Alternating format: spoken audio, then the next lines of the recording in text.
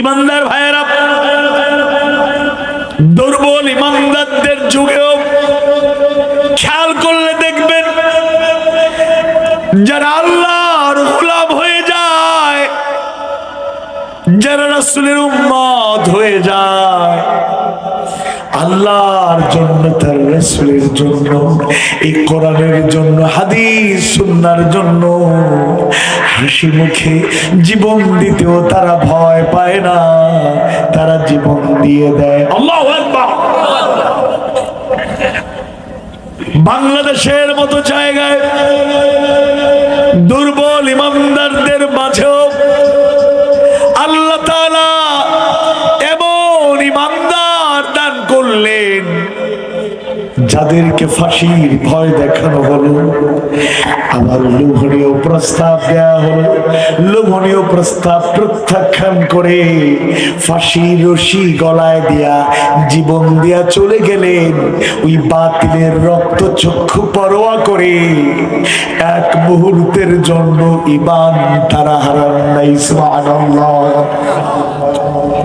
তাফসীরুল কোরআন মাহফিল এটা কাদের মাধ্যমে, কার মাধ্যমে পরিচিত হলো? নো ডাউট, লা শাক্কা ফি ওয়ালা রাইবা ফি, only one person, এক মহান ব্যক্তিত্বের কারণে তাফসীরুল কোরআন মাহফিল বাংলাদেশে প্রতিষ্ঠিত হয়ে গেল। তিনি আর কেউ নন, তিনি কোরআনের পাখি, বিশ্বনন্দিত মুফাসসির কোরআন, আমাদের প্রাণের স্পন্দন ছিলেন আল্লামা দেলোয়ার হোসেন সাঈদী রাহিমাহুল্লাহ। তিনি শুধু 50টা বছর কোরআনের দাওয়াত দিয়ে যান নাই, 13টা বছর বিনা অপরাধে বিনা কারণে জেল খাটতে হলো, 46 দিন রিমান্ডে নেওয়া হলো। একটা কথাই বারবার, সত্য মেনে নিন, মুক্ত করে দেওয়া হবে, প্রয়োজনে ক্ষমতার অংশীদার হয়ে যান, প্রয়োজনে আলাদা দল করে প্রধান হয়ে যান, সাপোর্ট দেব, প্রয়োজনে বিদেশে চলে যান, কোনো কষ্ট আর থাকবে না, আপনাকে জেলখানায় থাকতে হবে না। তখন আল্লামা সাঈদী রাহিমাহুল্লাহ একটা কথাই বলতেন, আমার রায় প্রথমে ছিল ফাঁসির রায়, এখন যাবজ্জীবন কারাদণ্ড, রায় পাল্টে যদি আবারও ফাঁসির রায় দেয়া হয়, হাসি মুখে জীবন দিতে পারবো, এক মুহূর্তের জন্য কাপুরুষ মুনাফিক হয়ে হক পথ ছেড়ে দিতে পারি না। আল্লাহু আকবার। ওই বান্দারা কিভাবে এমন ঈমানের পরিচয় দিলেন? আয়াত কারিমাগুলো, কোরআন যে শ্রেষ্ঠ ওয়াজের কিতাব, ওই আয়াতগুলো তাদেরকে উজ্জীবিত রেখেছে। সূরা হামিম সাজদার 30 নম্বর আয়াত কারিমায় আল্লাহ তাআলা জানায়া দেন, ইন্নাল্লাযীনা ক্বালু রাব্বুনাল্লাহু সুম্মা ইসতাকামু তাতানাজ্জালু আলাইহিমুল মালাইকা আল্লা তাখাফু ওয়া লা তাহজানু ওয়া আবশিরু বিল জান্নাতিল্লাতী কুনতুম তুআদুন।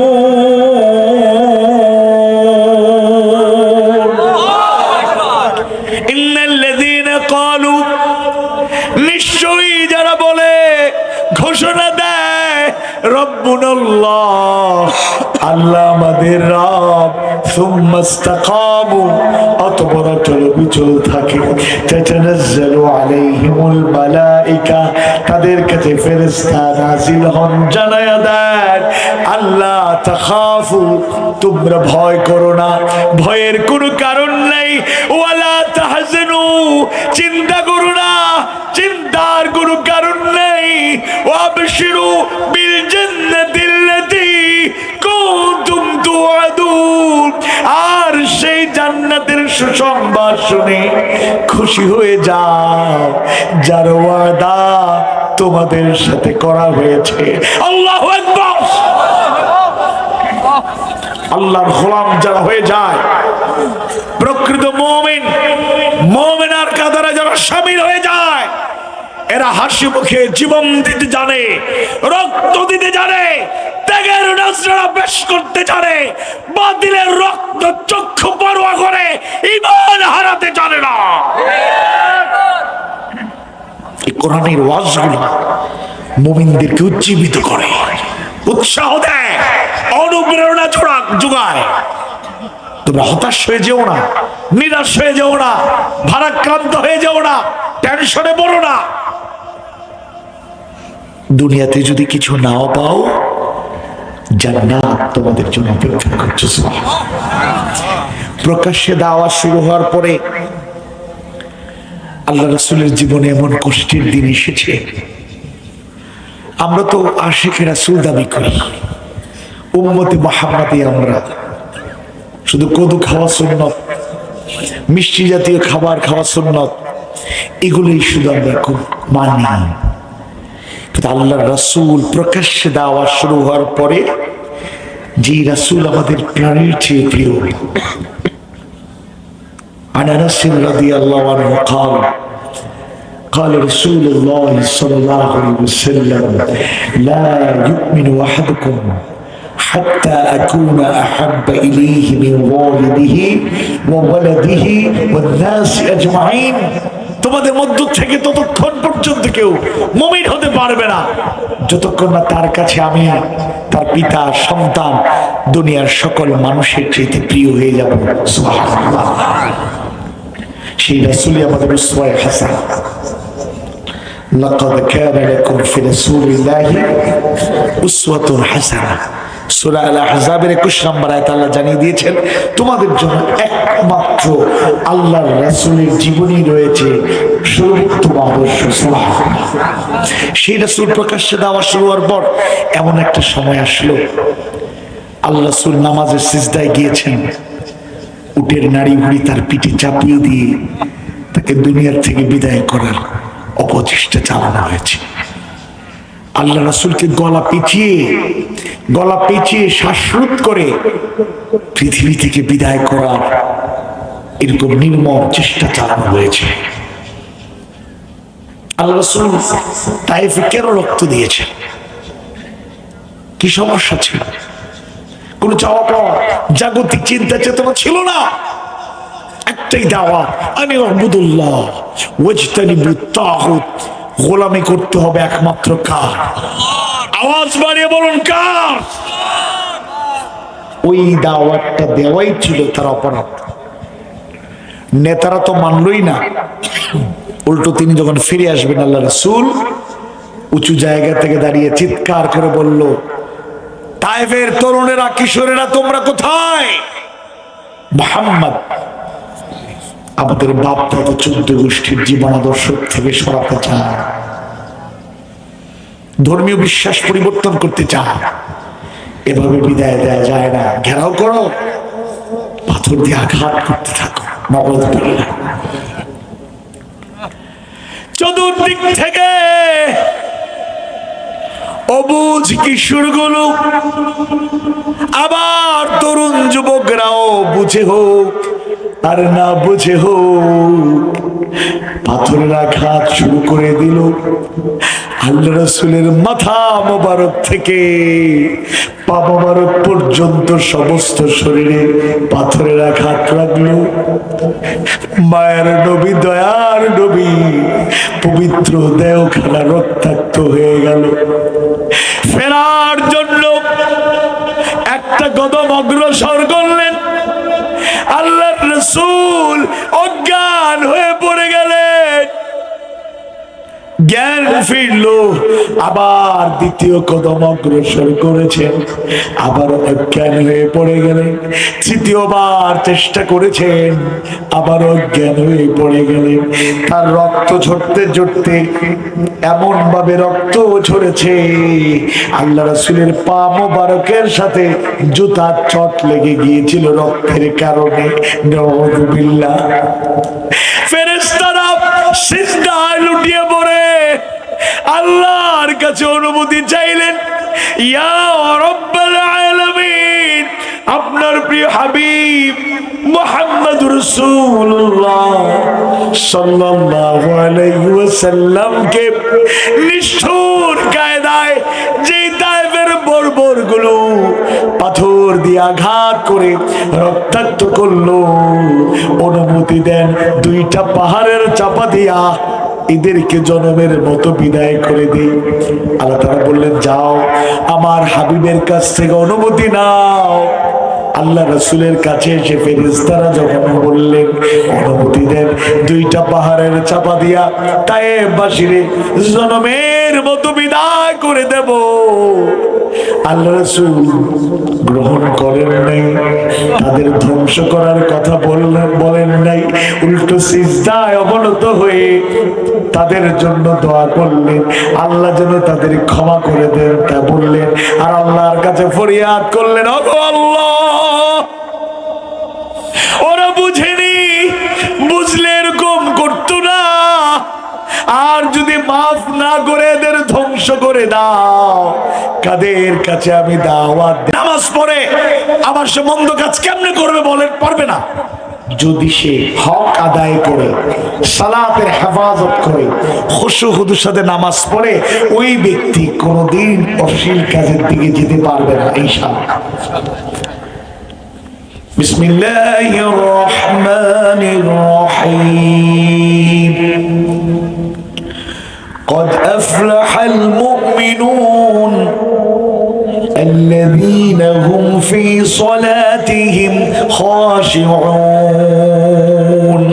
قد أفلح المؤمنون, অবশ্যই মুমিনরা অবশ্যই সফল কাম হয়েছে। আল্লাহু আকবার। কে বলছেন? কে বলছেন? আল্লাহ। অবশ্যই মুমিনরা সফল হয়েছে। মুমিনদের মধ্যে কারা? কিরকম মুমিন? আল্লাযীনা হুম ফি সলাতিহিম খাশিউন, যারা তাদের সালাতে থাকে বিনয় অবনত, নামাজে খুশু খুদু থাকে। সরি টু সেই, অন্যভাবে নিবেন না। সিরাজগঞ্জের মোটামুটি ধারাবাহিক সফর আজকে শেষ।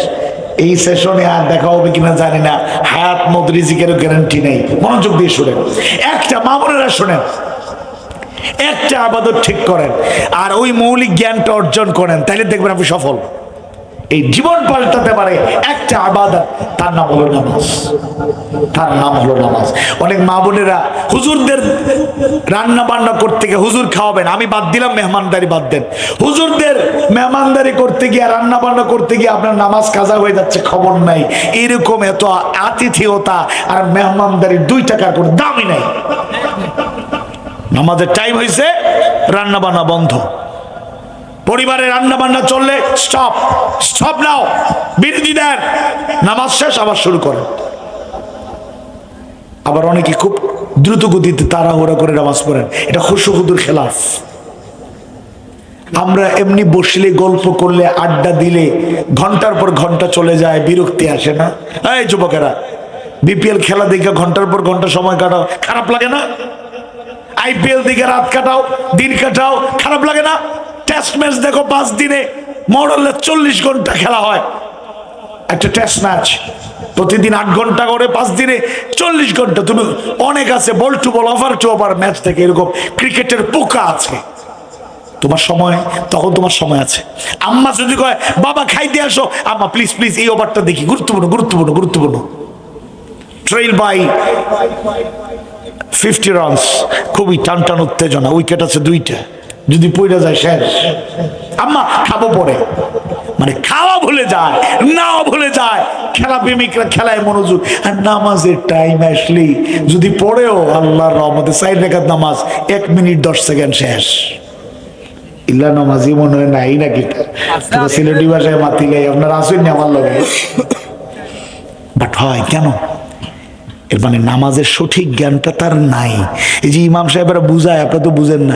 ইমাম সাহেব তেলাওয়াতে মাগরিবের নামাজে ছোট ছোট সূরা দিয়ে পড়ান, ঠিক আছে, কিন্তু মাঝে মধ্যে হঠাৎ করে যদি একটু আয়াতটা বড় হয়, সূরাটা বড় হয়, অনেক মুরব্বীরা পর্যন্ত আছেন। এবার মুরব্বীদের বলি, আরে তরুণদের বললে হবে?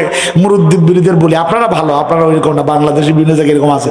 মুরব্বীদের বলি, ইমাম সাহেব মুরব্বীদের প্রতি একটু খেয়াল রাখেন, কোমরে ব্যথা, বেশি সময় দাঁড়াতে বসতে পারি না, একটু শর্টকাটে নামাজ পড়েন। আর এই মুরব্বী মাগরিব পরে চায়ের স্টলে বসছিল, এশার আজান হয়ে যায়, কথা বলেন। আবার বহু লোক আছে আল্লাহর রহমতে 2-3-4 কিলোমিটার হাইটা আইসা মসজিদে আইয়া চেয়ারটা সুন্দর করে গুছাইয়া, আল্লাহ হায় রে কোমর রে, তুই দাঁড়াইয়া নামাজ পড়তে দিলি না। এরকম লোক আছে না নাই?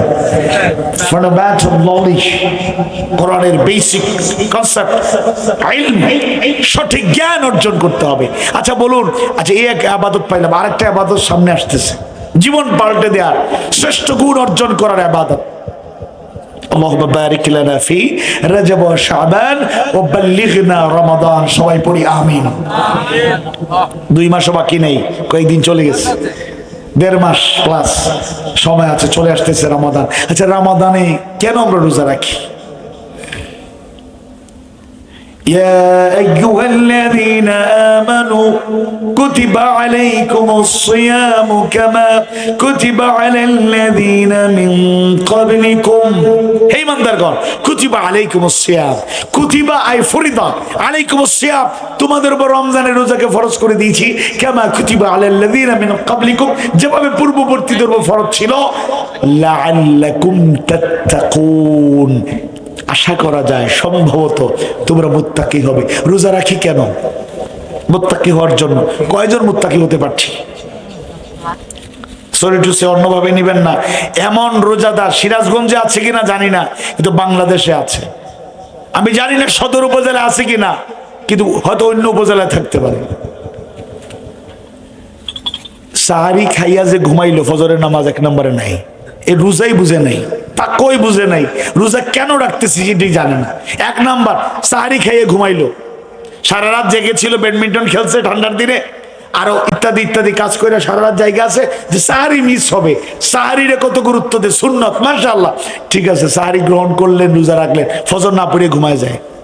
আবার ওই যে ঘুমাইলো, জোহর যায়, আসর যায়, আম্মা ডাকতেছে ইফতার কি করবা, আম্মু ইফতারের 10টা মিনিট আগে ডাইকো। এরকম লোক মনে হয় এই জনপদে জীবনে এরকম শোনেন নাই। তাহলে রোজা রাখছেন, আবার আরেকটা বড় ফরজ নামাজ ছেড়ে দিচ্ছেন, আমি তো রোজাই বুঝেন নাই।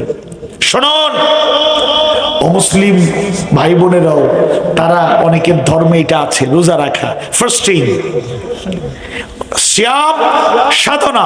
রোজা রাখা মানে জাস্ট ফাস্টিং নয়, শুধু পানি পান বন্ধ, খাওয়া দাওয়া বন্ধ, এর নাম রোজা নয়।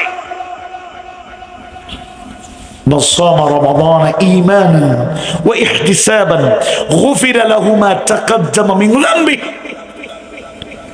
একসাথে রমজান মাসের আলোচনা কিছুটা হয়ে যাচ্ছে। যে ব্যক্তি ঈমানের সাথে ইহতিসাবের সাথে সিয়াম সাধনা করবে, আল্লাহ তাআলা তার গুনাহ মাফ করে দেন। সুবহানাল্লাহ। ঈমানের সাথে মানে কি? ঈমানের সাথে মানে কি? ঈমান বুঝছেন কি? রোজা রাখেন, ফাস্টিং, উপোস থাকেন, নামাজ ছেড়ে দেন, আপনি কি রোজা রাখছেন? দিনের বেলায় কোনো মতে কষ্ট করে গান টান শোনেন না, সন্ধ্যা হইলেই লাউডলি স্পিকারে গান লাগাই দেয়। শপিং সেন্টারগুলোতে গেলে দেখবেন দিনের বেলায় রোজা চলছে, তো দেখবেন সূরা আর রহমানের তেলাওয়াত, ইয়াসিনের তেলাওয়াত বড় বড় স্পিকারে, আর রাত হতে না হতেই ধুম ধারাক্কা গানের চোটে কানের পর্দা ফাইটা যায়। এরকম সিরাজগঞ্জে হয় না মনে হয়? সিরাজ ভাই, আফসোস। রোজা কেন, তাকওয়া কি বুঝলাম না, জানলাম না, শিখলাম না, এই জন্য অজ্ঞতা। এটা বেশি বললাম এই পয়েন্ট, কারণ এই জায়গায় দুর্বলতা থাকার কারণে জীবনে পরিবর্তন হচ্ছে না। এরকম এক 6ষ্ঠ বার্ষিক না, 60তম মাহফিলে যদি 60 বছর করেন, আর এই মৌলিক জিনিসগুলো যদি মাথায় না ঢোকে, আপনাদের কষ্ট দেওয়ার জন্য, খোঁচা দেওয়ার জন্য কথা বলছি না, মা বোনেরা মনোযোগ দিয়ে শোনেন, ভালো করে শোনেন। নামাজও পড়েন, আবার ওই আলতু ফালতু অনেক সিরিয়াল টিরিয়াল যেগুলো সংসারে আগুন ধরায় দেয়, এইগুলো দেখে বক্রতার দিকে কেন যাচ্ছেন? কেন মন মানসিকতায় পুত্রবধূ শাশুড়ির বিকে কিভাবে ঘায়ল করতে হয় এগুলো শিখছেন, আর শাশুড়ি কিভাবে পুত্রবধূকে কন্ট্রোল করতে হয় আবিজাবি এগুলো শিখা, এটা আইডিয়া নির্ভর মিথ্যার উপর ভিত্তি করে নাটক ফাটক সিনেমা সিরিয়ালগুলো আমাদের দেশে ছড়িয়ে দিয়ে আমাদের শুধু নারী না পুরুষ আবামর জনতাকে ক্ষতিগ্রস্ত করা হচ্ছে। কিছু লোক জানি না এখানে আছে কিনা, এক জায়গায় কইল হুজুর আজকে তো 31st নাইট। কি 31st নাইট? আজকে কি 31st নাইট, 31 ডিসেম্বর।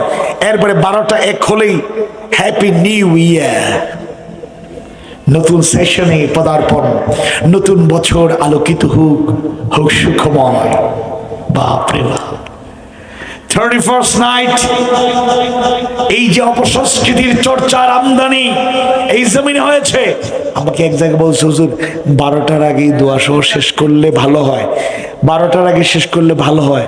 আমি বললাম কেন? কই পাশে আর একটা 12টা 1 মিনিট থেকে 2-1 ঘন্টা চলবে একটা গানের আয়োজন আছে, কনসার্ট। এদিকে ওয়াজ ওইদিকে কনসার্ট। মান তাশাব্বাহা বিকওমিন ফাহুয়া মিনহুম, মান তাশাব্বাহা বিকওমিন ফাহুয়া মিনহুম, মান তাশাব্বাহা বিকওমিন ফাহুয়া মিনহুম। যে ব্যক্তি অন্য কোনো আদর্শের অনুসৃতি কালচার গ্রহণ করবে সে তাদের অন্তর্ভুক্ত হয়ে যাবে। খ্রিস্টানদের কালচার আপনি যদি ইত্তেবা করেন, ফলো করেন, আপনি তাদের অন্তর্ভুক্ত হয়ে যাচ্ছেন। এই হাদিস সতর্কবার্তা। 31st নাইটের নামে যত নষ্টামি ভ্রষ্টামি হয়, জেনা হয়, গান বাজনা হয়, এই জমিনে এটা কখনোই মেনে নেওয়া যায় না। রাষ্ট্রীয়ভাবে বেগম খালেদা জিয়া ওনার ইন্তেকালের কারণে বলছে 31st নাইট বন্ধ। তবে একটা রিপোর্ট আপনাদেরকে দেই, দেখবেন একটু জানাশোনা থাকলে আপনি বুঝতে পারবেন। বাহ্যিকভাবে যাত্রা গান, গানের অনুষ্ঠান, কনসার্ট একটু কমে গেছে, কথা ঠিক, কিন্তু ডিজিটাল যুক্ত একটু ওই যে ইন্টেলেকচুয়ালিটি, দূরদর্শিতা, উইজডম, প্রজ্ঞার এরা কাজে লাগায়। আউটডোরে করলে মানুষ বাধা দেবে, এরা কয় আউটডোরে যাবো না, ইনডোরে কাম সারা। আউটডোর আর ইনডোর বুঝতে পারছেন? খোলা মাঠে নাই, বিভিন্ন হল রুমে, ঘরে, বাড়িতে। এক একটা ঢাকায় অনেক জায়গায় বাসা বাড়িতে এক একটা ক্লাব বানায় ফেলছে। মানুষ মনে করে বন্ধু বান্ধবরা আজকে আসছে, মান্থলি একটা পার্টি হবে, খাওয়া দাওয়া হবে, দারোয়ান জিজ্ঞেস শুধু কই যাবেন, না আমার দোস্তর বাসায় পার্টি। আসলে পার্টির নামে নষ্টামি ভ্রষ্টামির চর্চা বাসা বাড়িতে পর্যন্ত হচ্ছে। বিভিন্ন ক্লাব অপসংস্কৃতির মরণ ছোবলে আমার তরুণ প্রজন্মকে ধ্বংসের দিকে ঠেলে দেওয়ার চেষ্টা করা হচ্ছে। এটা বাংলার জমিনে মেনে নেওয়া যায় না। শুনুন, আমরা সংস্কৃতি মানে খারাপ মনে করি না। Culture is the way of life. সংস্কৃতি মানেই তো খারাপ না, এটা জীবন ধারা, জীবন চলার একটা পথেও। আমার সংস্কৃতি কি? আমি পানি পান করলে ডান হাতে পানি পান করি, বিসমিল্লাহ বলে পানি পান করি, 1 ঢুকের পানি না খেয়ে গ্লাসে 3 বারে অন্তত খাই, খাওয়ার পরে আলহামদুলিল্লাহ বলি। এই যে ডান হাতে ধরলাম, 3 ঢুকে খাইলাম, বিসমিল্লাহ বলে খাইলাম, খাওয়া শেষে আলহামদুলিল্লাহ বললাম। This is Islamic culture. এটাই সুন্নাত, এটাই আমাদের সংস্কৃতি। চা কফি অনেকে ইচ্ছা করে বাম হাত দিয়ে খায়, চা কি গরম আসেনি? আচ্ছা, চান্সে একটু খায় নেই, কি বলেন আপনারা? তাইলে এটা বাম হাতে যদি আপনি এটা পান করেন, অপসংস্কৃতি, ব্যাড কালচার। মডার্ন আর আধুনিকতার নাম করে মানুষদেরকে ইসলামাইজেশন থেকে, ইসলামের সুন্দর কালচার থেকে এটা সরানো হচ্ছে। তাহলে ডান হাতে আমি বিসমিল্লাহ,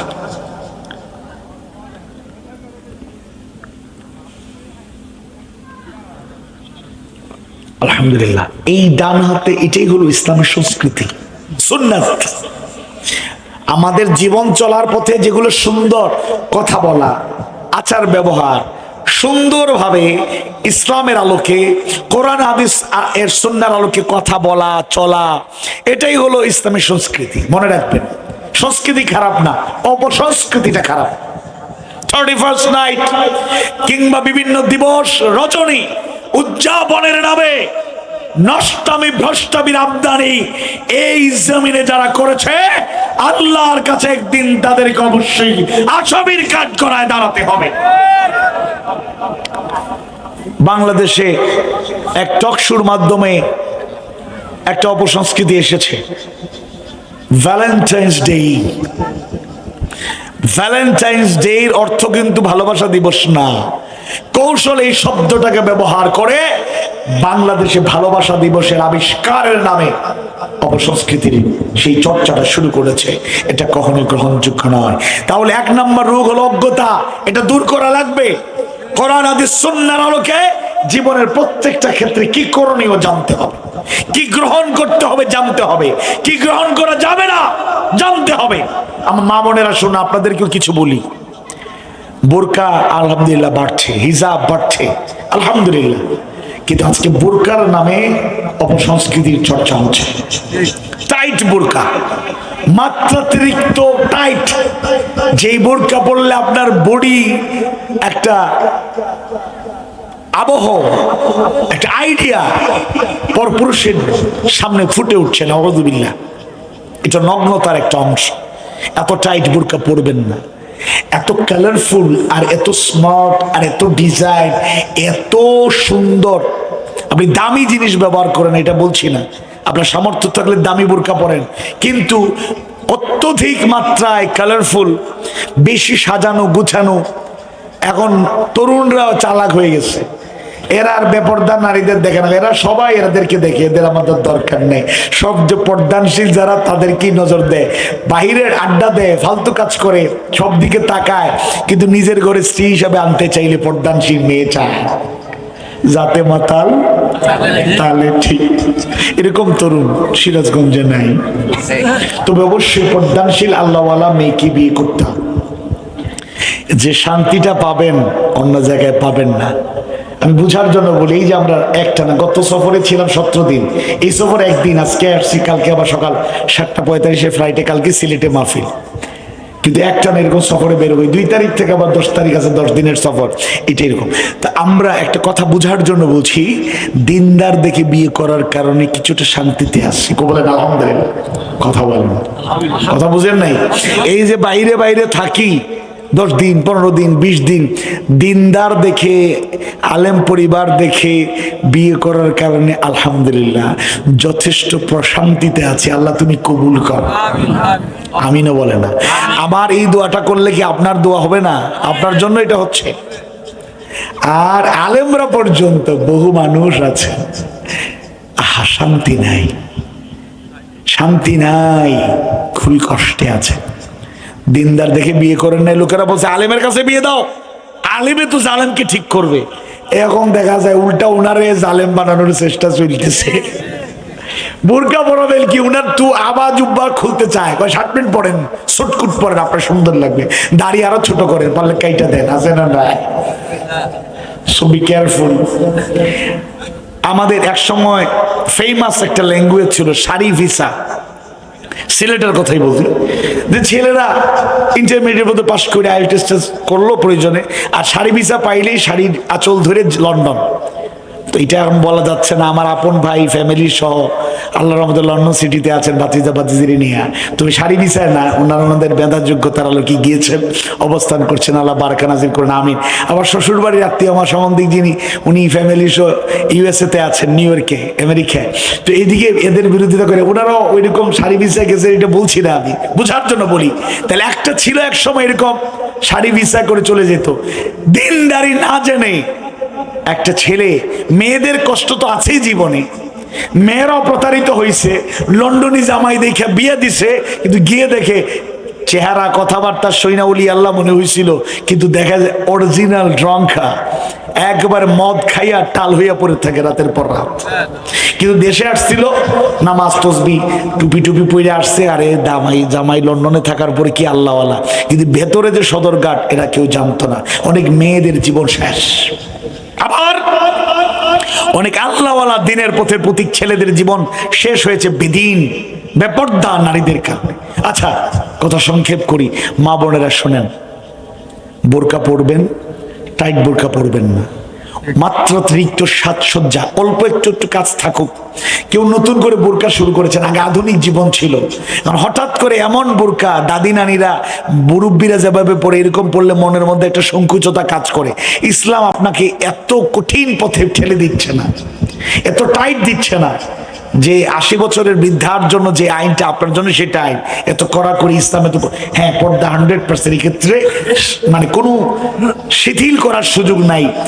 আপনি আধুনিক দামি বোরকা পরেন, তবে মাত্রাতিরিক্ত, আমি বলি নাই যে একটু একটু সৌন্দর্য থাকবে না, মাত্রাতিরিক্ত আপনি বুঝতে পারেন এটা মাত্রাতিরিক্ত, এটা করবেন না। মাত্রাতিরিক্ত স্যান্ড ব্যবহার করে মার্কেট শপিং হলে রাস্তাঘাটে যাইয়েন না। আপনি হাইটা চলে যান, পরে কিন্তু কটূক্তি করে, আপনি শুনেন না, এটাও পর্দার খেলাফ, এটাও পর্দার খেলাফ। 2 নাম্বার হলো ভ্রান্ত বিশ্বাস, রং আইডিয়া। ব্যাখ্যা দিচ্ছি না, ইশারায় বলি। সিলেটের শাহজালাল রহমতুল্লাহি আলাইহি, শাহপরান রহমতুল্লাহি আলাইহি শুয়ে আছেন, এটা আমাদের গৌরবের। তাদের কবরের পাশে যান, জিয়ারাত করেন, কোনো আপত্তি নাই, সুন্নত আদায় হয়ে যাবে, সওয়াব হবে। কিন্তু এমন মানুষদের সন্ধান পাওয়া যায় নিষেধ করার পরও তারা কবরের সামনে গিয়ে সিজদা করে। ওই জায়গাকে দোয়া করে, বাবা অভাব মোর কাটে না, অভাব দূর করে দাও। নাউযুবিল্লাহ, অভাব দূর করার মালিক কে? মা বোনেরা দোয়া করে, বাবা সন্তান নাই, সন্তান দাও। চাইবেন কার কাছে? আজকেও আমাদের একজন মুরব্বী বলেছেন, এলাকার 2 জন, নাম মেনশন করছি না, যে তারা সন্তান পাচ্ছেন না।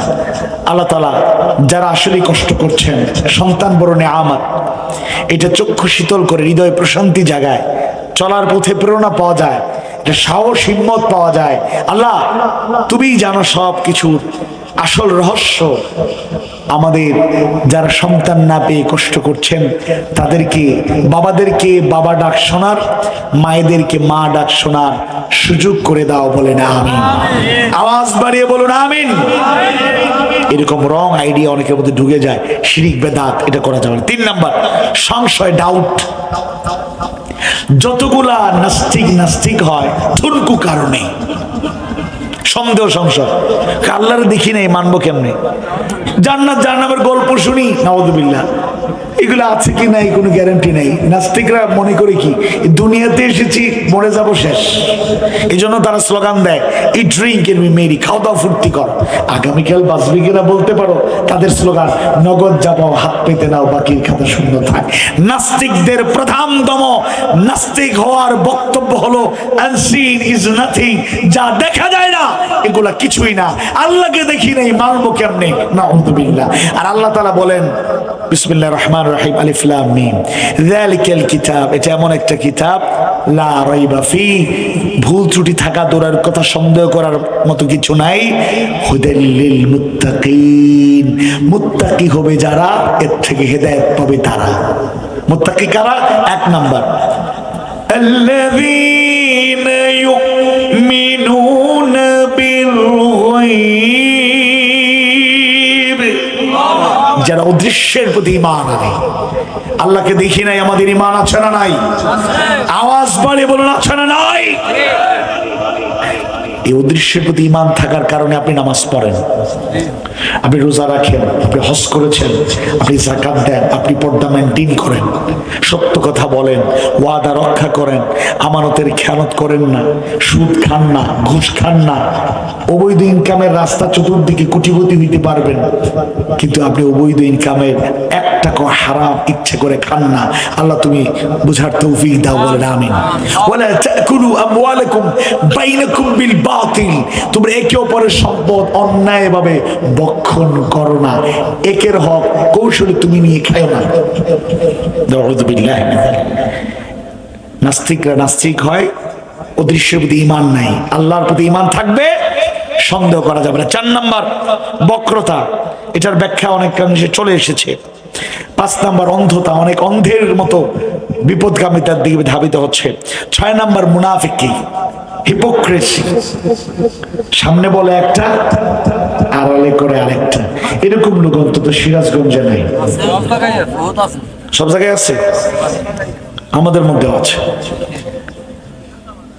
মৌলিক অনেক জায়গায় আলোচনা করি, আমরা বলি প্রায় হাদিসগুলো সবার জানা, শুধুমাত্র ওই রাষ্ট্র সরকার ওরা কথা রাখে নাই, মুনাফিকি করছে, এই সরকার এই করছে, ওই দল এটা করছে, শুধু এইটা না, মাঝে মাঝে আয়নায় চেহারা দাঁড়ায় যাবে, চেহারার ত্রুটি দূর করে মাঝে মাঝে আত্মসমালোচনা পর্যালোচনা করে নিজের ত্রুটিগুলো দেখবেন আমরা কোথায় আছি। আয়াতুল মুনাফিকা সালাতুন, মুনাফিকের আলামত তিনটি, ইযা হাদাসা কাযাবা, যখন কথা বলে মিথ্যা বলে। আমরা যদি মিথ্যা বলার অভ্যাস থাকে ছেড়ে দিন, মুনাফিকের আলামত। ওয়া ইযা ওয়াদা আখলাফা, ওয়াদা করলে খেলাফ করে। এরকম ওয়াদা ভঙ্গ একটা অ্যাক্সিডেন্টই হয়ে যেতে পারে, আল্লাহ মাফ করুন, কিন্তু অভ্যাস পরিণত করছেন, অভ্যাস হয়ে গেছে, তাহলে কিন্তু ধরা খাবেন আপনি মুনাফিকের কাতারে। ওয়া ইযা তুমিনা খানা, আমানত রাখলে খেয়ানত করে। শুধু টাকা পয়সা না, বাবা মার কাছে সন্তানগুলো আমানত, সন্তান বড় হওয়ার পরে বৃদ্ধ বাবা মা তার কাছে আমানত, ওয়ার্ডের মেম্বারের কাছে ওয়ার্ডবাসী আমানত, ইউনিয়ন চেয়ারম্যানের কাছে ইউনিয়নবাসী আমানত, উপজেলা চেয়ারম্যানের কাছে উপজেলাবাসী আমানত, পৌর মেয়রের কাছে তার জনপদ এবং মানুষের আমানত, একজন মেম্বার অফ পার্লামেন্ট এমপির কাছে তার সংসদীয় আসন এবং মানুষগুলো আমানত, রাষ্ট্রপ্রধানের কাছে রাষ্ট্রটা আমানত। 54 বছরেও বাংলাদেশ উন্নত দেশে পরিণত হয় নাই কেন? 54 বছরে বিশ্বের মানচিত্রে স্বাধীন হয়েছে ঠিক, মাথা উঁচু করে সম্পদশালী, সমৃদ্ধ, সুখী, বৈষম্যহীন, নিরাপদ দেশ হিসাবে কেন আমরা গড়ে উঠতে পারি নাই? এর অন্যতম কারণ উল্লেখযোগ্য অধিকাংশ নেতারাই আমাদের সাথে প্রতারণা করেছে। আমি কয়েকটা মাহফিলে প্রতিবাদ করেছি, এই ল্যাঙ্গুয়েজ চেঞ্জ করেন, আমরা গরিব দেশের মানুষ। আমরা গরিব দেশের মানুষ নই, আমরা গরিব দেশের মানুষ নই। আল্লাহর শুকরিয়া আদায় করে শেষ করা যাবে না। এই মাটির নিচে অফুরন্ত সম্পদ, ক্ষেত খামারে কত সম্পদ ফলায়, মাটির উপরে সম্পদ, পাহাড় পর্বত, নদী নালা, সাগর, সম্পদে ভরপুর। যমুনার তীরে আপনারা যমুনা থেকে উপকার পান না? মজার মজার মাছ খান না? শুকরিয়া কই? লাইন শাকার তোমরা শুকরিয়া আদায় করলে বাড়বে আমাদের সম্পদ। আরেকটা একটা মোটামুটি স্ট্যাটিস্টিক্স দিলে, পরিসংখ্যান দিলে বুঝতে পারবেন আমরা কেমনে গরিব না। প্রমাণ দিই, আমি আরো দুই একটা মাহফিলে বলছি, চট্টগ্রামের এক চৌধুরী সাহেব ভূমি মন্ত্রণালয়ের দায়িত্ব ছিলেন, পলাতক। উনি পলাতক হওয়ার পরে বা তারা পালানোর পরে রিপোর্ট পাওয়া গেল ওনার উন্নত একাধিক দেশে 1200 এর বেশি একটা বাড়ি বানাতে পারি না। সিরাজ ভাই বাড়ি কাজ শুরু করছে দেখলাম, আল্লাহ বরকত দিক বলেন আমিন। তো একটা বাড়ি বানাতে পারি না, সুন্দর করে সাজাতে পারি না, রাজকীয় আলোতে কোটি কোটি টাকা খরচ করে এক চৌধুরী সাহেব ভূমি মন্ত্রণালয়ের দায়িত্ব ছিল বাংলাদেশের মানুষের ভূমির উন্নয়ন করবে। উনি উনার উন্নয়ন এমন করছে 1200 এর উপরে ফ্ল্যাট বাড়ি উনার পৃথিবীর উন্নত দেশে উনি বানাইছে। এটা বাপদাদার সম্পত্তি না দেশের সম্পদ? উদাহরণ দিতে গিয়ে এই কথাও বলি, অথেন্টিক সোর্স নিউজ ভাইরাল হয়ে গিয়েছে, আপনারা খবর নিলে পেয়ে যাবেন। তিনি পায়ে যে শু ব্যবহার করেন, এখানে যারা শু বা জুতা ব্যবহার করছে 5-7 হাজার 10 হাজার টাকা পর্যন্ত দাম থাকতে পারে, কিন্তু ওই চৌধুরী সাহেব ভূমি মন্ত্রণালয়ের রেসপন্সিবল পার্সন, ওনার এক জোড়া জুতার দাম কম বেশি 9.5 লক্ষ টাকা। ও কয়দিন আগে আপার একটা সিন্দুক পাওয়া গেছে, ওই যে মহিলা প্যান্ডেলের আপা না, পলাতক আপা, মোদির বান্ধবী, কি দরদ। আবার এই খালেদা জিয়া মরহুমাকে কত কষ্ট দিল, আবার বিবৃতি দিছে শোকাহত।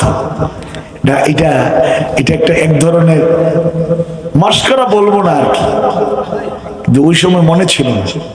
তো তিনি যে সম্পদ রেখে গিয়েছে সব তো বাহিরে আগেই পাচার হয়ে গেছে।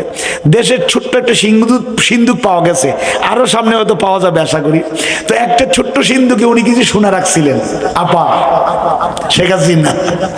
তো সোনার দাম বাংলাদেশি টাকায় মাত্র 16 কোটি টাকা। বাংলাদেশ গরিব, কথা কয় বাংলাদেশ গরিব। ওই আমানতদাররা আমানতের রক্ষণাবেক্ষণ করে নাই। যারা বলেছে আমরা জাতির সেবক হতে চাই, ওরা সেবক হয় নাই, জাতিকে সেবক বানিয়ে ছাড়ে। সাইয়্যিদুল কওমি খাদিমুহুম, জাতির নেতারা জাতির খাদিম হওয়ার কথা, কিন্তু তারা লিডার হয়েছে, বস হয়েছে, জুলুমতন্ত্র কায়েম করেছে, অধিকার হরণ করেছে। আমাদের সাধারণ জনগণের বুকে রাখা মানুষের বুকে হাসি ফোটানোর বাস্তব কর্মসূচি তাদের ছিল না।